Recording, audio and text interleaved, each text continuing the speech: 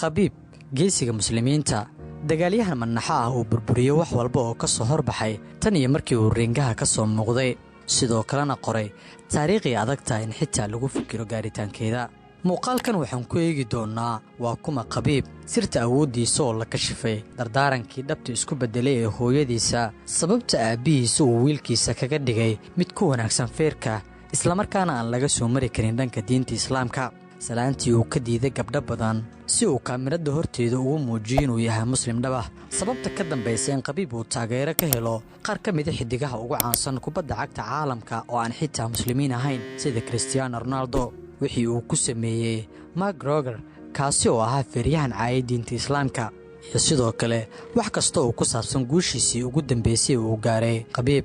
haddii aad xiiseynayso inaad wax badan ka ogaato arrintan waxaan ku xasuusinaynaa daawade inaad like saarto muuqaalkan inay nooga dhigan tahay wax qurux badan sidoo kalena follow boggeena si aad ula socoto sheekooyin xiiso badan oo badi ka qarsoon una sheergaree muuqaalkan asxaabtaada si aan u helno saaxiibo wanaagsan sida adiga oo kale waad ku mahadsan tahay la jaanqaadkaaga ka hor inta aanan ka hadlin wax ku saabsan Khabib Nurmagomedov iyo rikooradiisa qaaska ah balaanogaano waxa uu ahaa aabihiisa ama xitaa wax ku saabsan dhalashada Khabib iyo halka uu ka bilaabay feerka iyo lagdanta xoogan oo ay adkeyd in looga adkaado inta uu ciyaaraha ku jiray sida taariikhda ku xusan sanadii 1988 ayuu Khabib ku dhashay Dagestan oo ku taala gobolka waqooyiga Caucasus-ka ee cariga Raashka wuxuuna asal ahaan ka soo jeedaa qowmiyadda Afar oo loo tiiriinayeen dad badi muslimiin ah marka laga hadlo taariikhda aabihiisa Abdulmanaab wuxuu ahaa rugcada magac ku leh militariga waddanka Raashka kaasi oo wiilkiisa u diyaariyay sida ugu fiican una baray lagdanka xisaabta ku darso ciyaarta lagdanka ah waa ciyaar aad looga ciyaaro gobolkaasi ku yaala waddanka Raashiya oo ay caruurtu ciyaaraan marka ay dhaafaan da'da 8 sano sida diiwaanka ku taala aabihiis Abdulmanaab waxa uu dabaqo hoose dhismaha uu deganaa ee magaaladiisa Kirovol uu ka dhigay meel jirdhiska lagu sameeyo ama gym halkaasi oo Khabib Nurmagomedov uu ka bilaabay inuu si dhab ah u barto xirfadda dagaalka una diyaariyo jirkiisa mid dagaalami kara dhab ahaantaasi waxay ahayd bilowga howl waqti dheer qaadatay oo aabihiisa Abdulmanaab uu ku hormariyay wiilkiisa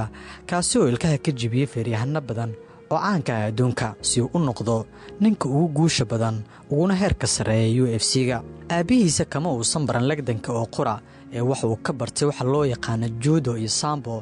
oo ah xirfado dagaal oo asal ahaan laga soo migan guuriyay militariga waddanka Raashka xilli qiyaastu ay ahayd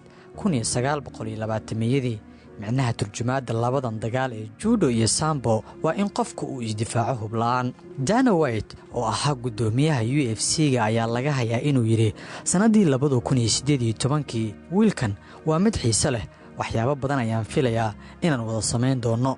sidaas oo ay tahay Khabib waxa uu sii waday inuu ciyaaro waliba si aan toos ahayn dhaawacyo isxiga ayaa la soo darsay kuwaasi oo baajiyay dhowr sanadood uu ciyaari lahaa niyad jabna ku beeray waayihiisa laakiin wuxuu mar kale dib u soo laabtay Abriil sanadii 2018 waana markii uu burburiyo wax walba oo ka soo horbaxay sida iska cad taageerada ninkan loo hayo waa mid aad u sareysa waxaana taageera xidiga badan oo caan ah kuwa muslimiin iyo kuwa aan muslimiinba ahayn waxaana laga xusi karaa kabtanka waddanka Portugal iyo wiilka loogu jecel yahay haatan kooxda ka dhisan gobolka Piedmont ee cariga Talyaaniga ee Juventus ee CR7 Khabib kama kaftamo diinta islaamka mara dhowr ah ayuu gabdho badan oo aan muslimiin ahayn u diiday inuu salaanta uga qaado kaamirada horteeda mana jeclayn inuu haweenka u dhawaado waxaana uu xushmeynta dumarka ajaanibta u arkaa inay ka sii fiican tahay inuusan gudbin sawir muuqda oo ka soo horjeeda diinta islaamka iyo sharcigeeda Khabib waxaa lagu tilmaamaa marka la eego sida uu diinta islaamka ugu adag yahay mid la mid ah Maxamed Ali Kalay kaasi oo Khabib kala siman marka ay tagto in laga hadlo in muslimiinta lagu amaano kaamirada horteeda iyo ku jeesjeesida kuwa aan diinta saxda ah haysan markay ka guuleystaan waxaana labada nin ay si cad u muujiyaan inay yihiin muslimiin sax ah wax walbana waa la siiyay dhanka dagaaladiisii ugu xiisaha badnaa Khabib waxaa la xasuustaa in McGregor oo mar wax ka sheegay diinta islaamka uu feerilkaha uga jibiyay waliba uu ku horceebeeyay dhammaan adduunweynaha isagoo ugu goodiyay ciyaarta ka hor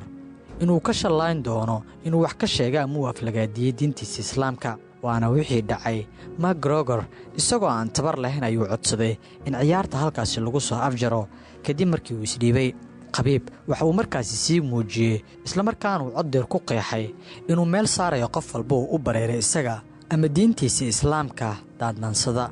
laakiin xalay maxaa dhacay? waxa ugu xiisaha badan ee ruuxay baraha bulshada adduunka oo dhan in ka badan 100,000 oo hambalyo iyo dhiirigelin ayaa loo diray Khabib isagoo lagu tilmaamay halyeeyga muslimiinta iyo midka ugu guusha dheer marka loo fiiriyo ciyaaraha uu qaybta ka yahay. Khabib waxa uu milkiyay heesashada wax walba, laakiin maanta hal wax ayuu tabayaa, taasi oo keentay inuu feerkii ciyaarta uu caanka ku yahay uu isaga baxo isagoo ilmeynaya kuna jira marxaladiisii ugu fiicneyd. sababta sida iska cad waa geerida aabihiisa kaasi oo ahaa saaxiibkiisa ugu dhow iyo la taliyihiisa qaaska ah ka oo dhawaan u dhintay caabuqa coronavirus-ka. Khabib Nurmagomedov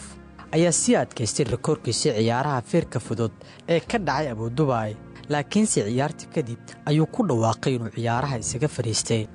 Khabib ayaa wuxuu garaacay Justin intii lagu guda jiray wareegga labaad ee ciyaarta. 2 lugood ayuu luqunta uga qabtay, taasi oo u horseeday in Justin uu gacanta taago si uu isku dhiibo. guushan waxay ahayd mid muhiim ah oo 29 kulan aan looga badin isagoo marxaladan jooga, wuxuuna sidoo kale ku guuleystay 155 koob oo feerka fudud ah. Khabib ayaa sheegay inuu guushan aabihiisa ku maamuusay oo tababar u ahaa isaga. Cabdulmanaab ayaa geeriyooday bishii July kadib markii uu ku dhacay fayraska corona, waxaana kadib ciyaarta markay u soo dhamaatay waxa uu kooxdiisa ka codsaday inay ka bixiyaan galoofiska gacmihiisa ka hor inta uusan ku dhawaaqin ka fariisiga ciyaarahan, isagoo oo yiri marnaba ma dhacayso inaan mar kale halkan imaado aabahay oo aan ila socon. waa markii ugu horreysay kadib geerida aabahay oo la iigu yeero inaan la dagaalamo Justin ka hor inta aanan go'aan gaarin. hooyaday ayaan 3 maalmood kala hadlayay. hooyaday ma doonaynin inaan dagaalkan ka qayb galo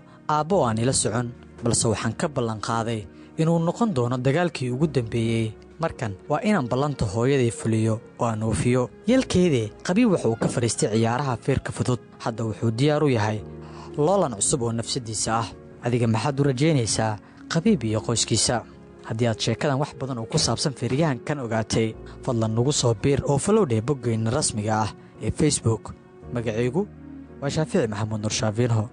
aad ugu mahadsan tahay la jaanqaadkaaga.